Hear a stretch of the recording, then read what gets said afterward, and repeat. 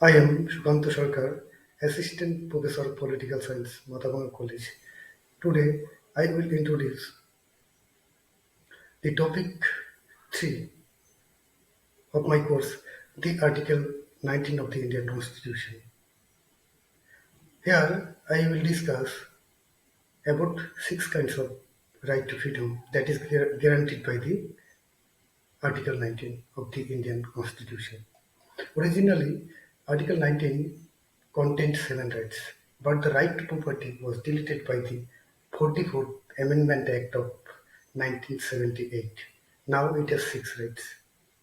These rights are, you can see, right to freedom of peace and expression, to assemble peacefully without arms, to form associations or unions, to move freely throughout the territory of India, to reside and settle in any part of the territory of India, to practice any profession or to carry on any occupation, trade or business. And this right is available for only Indian citizens, not for foreigners. First, we focused on freedom of peace and expression. Democracy and freedom of peace and expression are the two sides of the same coin. Democracy without freedom and freedom of peace and expression simply cannot exist at all. Freedom of peace and expression includes the expression of views by communicable medium or visible expression, gestures, banners, posters, caricatures, etc. etc. It also includes publication, the freedom of press,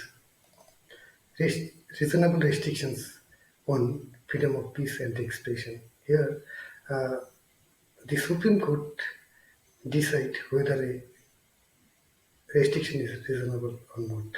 The state can impose this reasonable restriction on the grounds of state security, sovereignty and integrity of India, friendly relation with foreign states, public order, decency or morality, contempt of court, defamation or incitement to an offence. Freedom to assemble peacefully without arms. The Constitution provides that the citizens have the right to assemble peacefully without arms. This right is also implied in the freedom of peace and expression. If, if we want to express our thoughts, I can express through my word of mouth. And for this purpose, we need audience. Without audience, our speaking will be meaningless.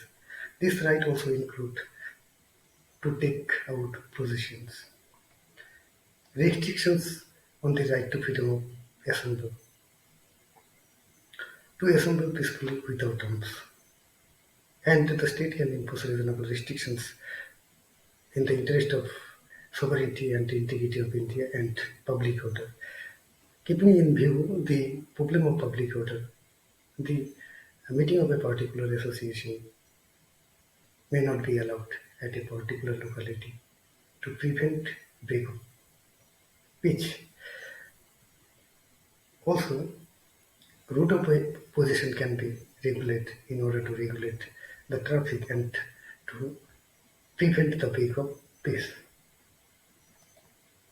Right to form associations and restrictions on it. The Constitution also guarantees the right to form associations or union to the citizens of India. Due to this right, we can organize political parties, trade unions, student unions, etc., etc. And these are very important for the democratic functioning of the state. Reasonable restrictions can also be imposed on this right in the interest of sovereignty and integrity of the nation, public order, or morality. Suppose thieves and dacoit, they are not allowed to form unions or associations because it will be dangerous for public order. Freedom of movement and restrictions. The right allows citizens to move from one part of the country to the other and also from one part of the state to the other. This has been enjoined in order to prevent peripheralism as well as ensure the concept of all India citizenship. On the following grounds, reasonable restrictions can be imposed in the interest of the general public and the protection of the interests of any scheduled tribe. Suppose a area or a person afflicted with a contagious disease, his movement can be restricted, or a healthy person can be prevented to visit a particular place that is afflicted with a contagious disease. Right to reside and settle and the restrictions on it. The citizens of India have the right to reside and settle in any part of the country. And the state can impose reasonable restrictions on this right in the interest of general public and for the protection of the interests of any scheduled tribes. For the protection of the interests of the scheduled tribes, there is a provision uh, to prevent the non-tribals to settle in tribal areas. Right to freedom of profession, occupation, trade or business. The citizens also have the right to freedom to practice any profession or carry on any occupation, trade or business.